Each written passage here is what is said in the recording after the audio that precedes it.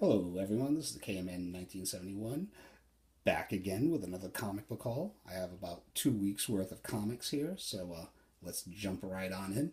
This was the only thing out of my weekly pull list that I felt that was worthy to show off this for this week. Cal Exit. Just wanted to see what the controversy was about. I am familiar with the term Cal Exit, which I'm not down with, not to get too political, but I just believe that we should all stay here. I don't want to see anyone leave.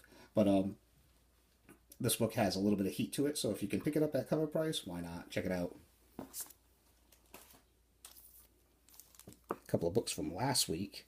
Batman number 26 with this utterly killer Josh Middleton Poison Ivy cover. I just said last week that, or a couple of weeks ago rather, that I thought Gilliam March, no one could touch him as far as Poison Ivy, as far as we'd seen up to that point. And then, of course, a week later, this book comes out, and I am obviously conflicted now in my opinion. But awesome stuff, just fantastic cover. And for people that don't have Batman on their pull list, I don't know what you're waiting for. Great writing, great art, great characters, and just a great overall series. Another DC Rebirth B cover, Harley Quinn number 23. Well, hold on, let me just straighten this out a little bit. There we go. But Harley Quinn number 23, featuring yet another great Frank Cho cover of Harley and Ivy dancing to the old school Batman theme with an old school boombox in the background. That is just awesome. So I'm not picking up every Frank Cho Harley cover, but it just seems like I'm picking up every other one, and I'll definitely be picking up the next two. That's for sure.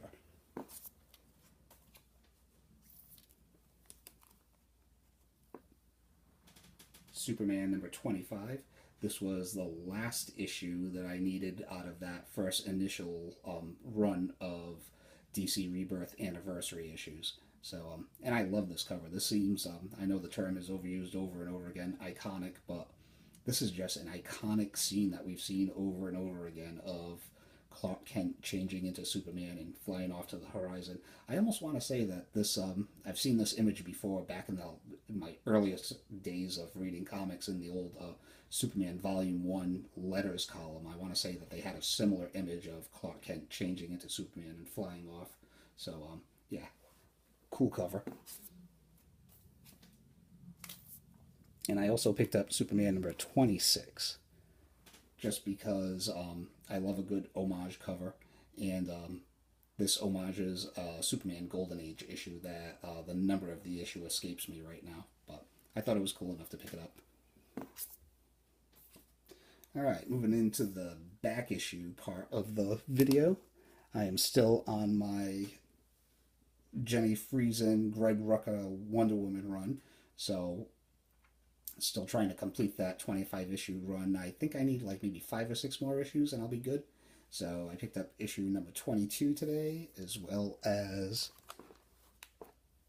number 23, which is, once again, I'm conflicted because this is probably my favorite Wonder Woman Jenny Frison cover, which it just seems like every time I pick up another batch of these Wonder Woman B covers, I come across another one like, oh, well, no, that one's definitely my favorite. Well, no, this one's definitely my favorite. So, once again, a good problem to have. And I also picked up issue number 24. So, I would highly recommend try to pick up these Jenny Frison covers when you can, whether at cover price or even if you can get them at discount prices, because they are drying up, at least around in my area.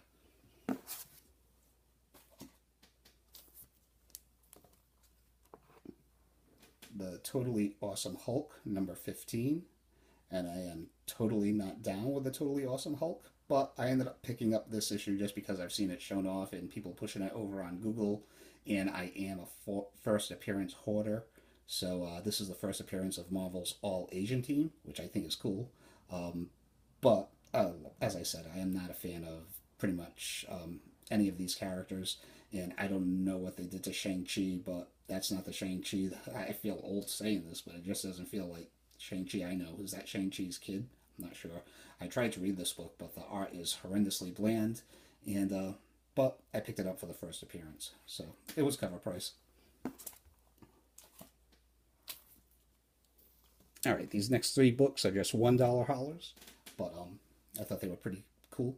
Marvel Tales number 170, and this reprints the first appearance of Gwen Stacy. So I always like to have these reprint editions of high-profile books that I intend on owning, just because I've never bought a book that I don't read the story to. So yeah, wanted to have it. So for $1 and a super high grade, why not?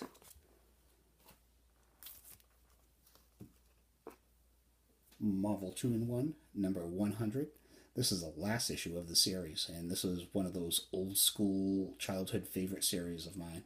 So have the first issue. I have a spattering of other select issues that I liked, and I wanted to pick this up because, as you know, I am a big fan of last issues. So for $1, why not? And Legionnaires number 14, which sports another Adam Hughes cover. So for $1, as I said in the last video, I'm a big Adam Hughes fan, and I'm a huge Legion of Superheroes fan. So you mix them together, and that's put a $1 price tag. I'll be there.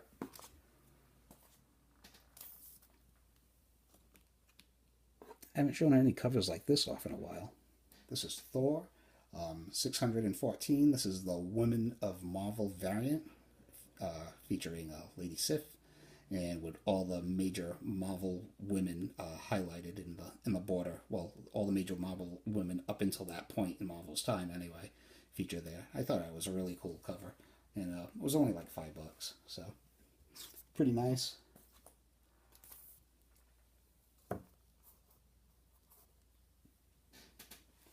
Guardians of the Galaxy number 25, and this is the variant edition, which I just picked up for a mere $2. So it was in the clearance bin at Newberry Comics. So I thought the cover was really nice, actually. And when I picked up the price, I was like, "Are you kidding me? Less than half of, well, pretty much half of cover price."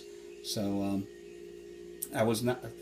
I skipped this entire volume of Guardians of the Galaxy. While I am a huge Guardians of the Galaxy fan, Bendis kind of like scared me off the title with this volume, with the inclusion of the Thing and Kitty Pryde. I just thought the Guardians were so watered down, and I kind of thought he limped to the finish line with the previous volume that he kind of started off strong with. So I jumped off the bandwagon with this title reluctantly, because I do love the characters. But I picked this issue up, and I picked up the last issue of the series, and I am currently buying the all-new Guardians of the Galaxy series, which I am enjoying. And the last issue of this series was, just avoid it. I mean, he was so out of character with Thanos. It was kind of insulting. So I haven't cracked this one open yet, but I thought it was a killer cover for $2. Why not? Also for $2, and something I'm pretty stoked over, is the Silver Surfer number 1. One out of a 2-issue limited series from Marvel's Epic Comics imprint from the 1980s. And this sports a Stan Lee story and art by Morbius, who, this is the first comic that I have in my collection that features artwork from Morbius. So very happy to finally pick this up. Like I said, it was only $2. Unfortunately, as you can see, it has someone wrote with a pen right there, like a number 1. So that probably brings it to a fine minus condition, but for $2, I'm not going to complain that much.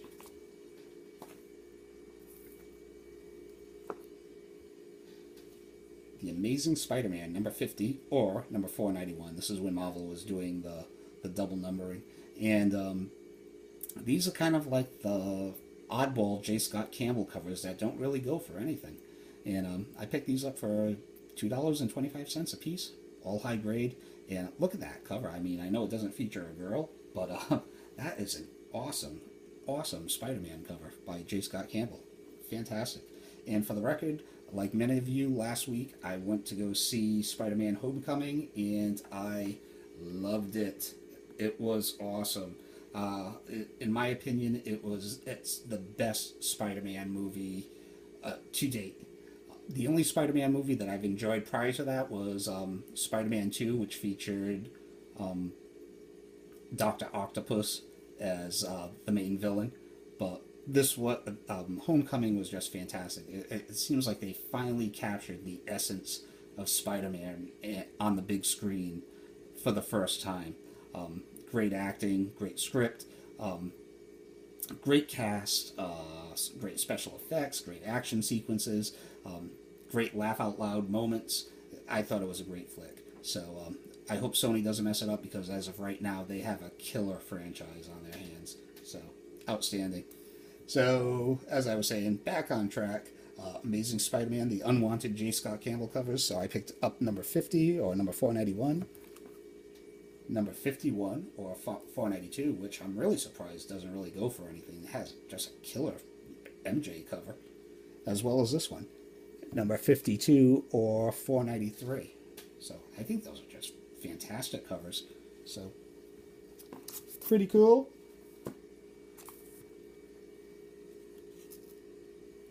The Mighty Thor, number 385. And as I've stated numerous times, I am a big fan of hero versus hero comics, and I'm especially a big fan of whenever the Thor and the Incredible Hulk throwdown. I haven't read this issue as of yet, but I believe this also contains a script from Stan Lee, so that will make it even that much cooler, if so. So pretty happy about that.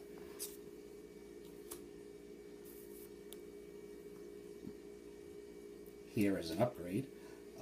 Batman number 429. This is Pop 4 of A Death in the Family, and it sports a classic Mike Mignola Joker cover.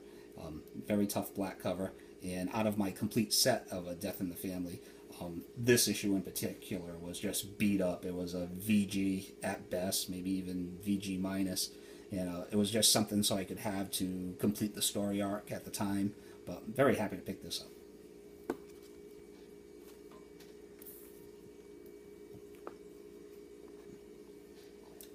Here we have the Spectre, number 62, which this is kind of like a double whammy. This is a final issue, which is a plus for me, and it also contains the first appearance of the second Mr.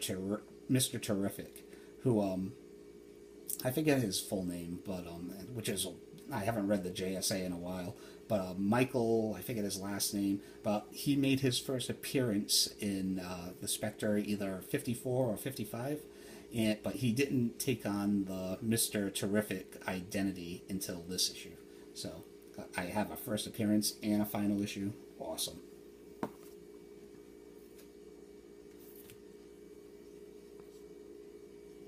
Speaking of hero versus hero comics, Submariner, number 29.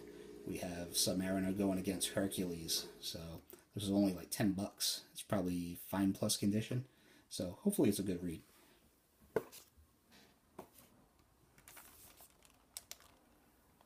My last video I showed you Predator number 1, and like a week later I ended up stumbling across this at my regular weekly comic book shop. Aliens number 1, and I don't believe this is the first appearance of Aliens in comics. I want to say that was in an issue of Dark Horse Comics Presents, but this is the first time that Aliens had their own comic.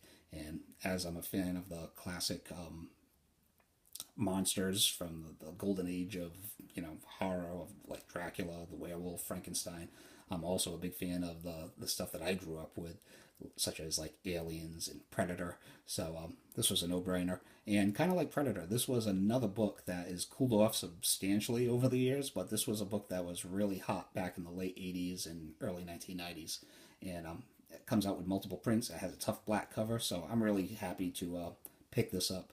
I passed one up earlier at one of the other comic book shops that I deal with. They had it for like $20, and it was probably fine condition at best, and this is at least a very fine plus at worst. So really happy that I held out there. The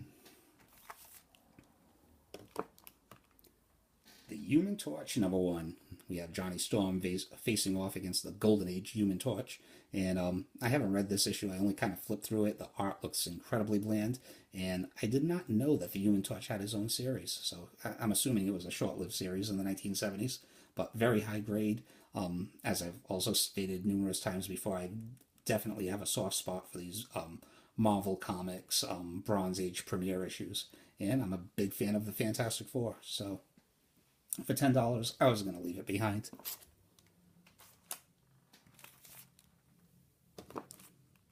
Over the past like 3 or 4 years or so, I've become a big fan of Marvel Spotlight and Marvel Premiere, basically these Marvel anthology books that they use to introduce a lot of characters and see what would, basically spaghetti against the wall, what would stick and what they could spin off into their own series.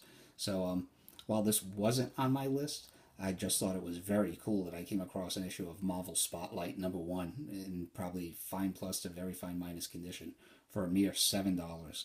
So I don't know really much about Red Wolf either. I know he was kind of hot about maybe a year or so ago during Secret Wars, but like I said, I bought it more of for the reason just to have Marvel Spotlight #1. I think I have like the first like 5 issues of Marvel Spotlight in consecutive now, so pretty nice. Sticking in the 70s, The Defenders #28, featuring the first full appearance of Starhawk, and super 70s looking cover right there. This I ended up paying, what was it, like $4 or $5? It's probably fine to fine minus condition. Has a little scuff up there, and it has like these little dots in the Defenders logo. I'm not sure what that is, well, either staining or ink. I'm not sure. But $5, I wasn't going to leave it. Again, another first appearance, Starhawk. All right, these next 3 books, I'm very happy to add to the PC. Fantastic Four, #72. Let's just let the Kirby crackle wash over you for a couple of seconds, okay? All right, wasn't that awesome? Yeah. So, Fantastic Four #72, just a beautiful, beautiful Jack Kirby Silver Surfer cover. And I have to say, I'm pretty stoked over not to pat myself on the shoulder, but I just realized I'm featuring a comic book haul that features Silver Surfer by Jack Kirby and Morbius. That's a pretty cool combo. But anyway, back on track. Fantastic Four #72. I'm definitely on the lookout for 73 and 74 also, but just awesomeness. Awesome cover. Awesome run. Okay, Iron Fist #14. This is probably, I'd say, 7.0, 7.5 range, and very happy to pick this up finally. That comic book shop that I've been whittling away at, that collection that they keep on, that I keep, going after. They had another batch of books that this guy sold to this comic book dealer, and these were more like higher end books. So going through them, he had an issue of Iron Man #1, which, as you know, I'm a huge fan of that Marvel expansion series. It's been something that I've been kind of harping on for past month or so, picking up a lot of those issues from the Premiere expansion era. So Iron Man #1, I was like, oh wow, awesome. The only problem was it was a straight up fine condition for a mere $150, but in the logo it had someone's name written in ink, as well as the year that they bought the comic, 1971. So for $150, even though it was a great steal for probably an Iron Man that's in like VG condition now, but also for the same price, they had this Iron Fist #14. First appearance of Sabretooth, and as you know, I am a huge X-Men geek, and I pretty much own every single major X-Men character appearance after Giant Size X-Men, with the exception of Sabretooth and X-23. So I took it as an opportunity to snag a nice copy of the first appearance of Sabretooth. Really stoked to add this to the PC. As a huge Wolverine fan, it's great to have his first appearance of his arch enemy. So great book. On a little side note, I finally finished the Iron Fist Netflix series, and I gotta say, unfortunately, I'm still not a fan. While it did have some pretty cool action sequences, but some of the stuff that just went down in that series just did not make sense. I'm not a fan of the acting of who was cast to play Iron Fist to begin with, and I just think some of the writing was just like so off, having the hand job to martial artists that are just like, I can understand, yeah, you're a great street fighter, but the night nurse holding her own with the hand, that just doesn't make any sense. So I just did not like Iron Fist, and I'm hoping for the best where it comes to the Defenders. But that series, I tried my best, and I did, fight my way through it, but nowhere near, well, the Iron Fist series from the 70s.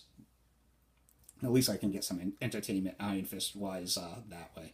But sorry, got a little sidetracked again. But Iron Fist number 14, very happy to add that to the collection. And now, finally, last issue, Doctor Strange number 169. Another big issue for me from that Marvel Premiere expansion era. Love this book. Probably fine condition to fine minus. It does have a little crease right there, but other than that, and it does have like one chip or two chips basically right there. But other than that, super tight, white pages. So the seller advertised it as a fine, and I would go with that, definitely. Very happy to add this to my collection.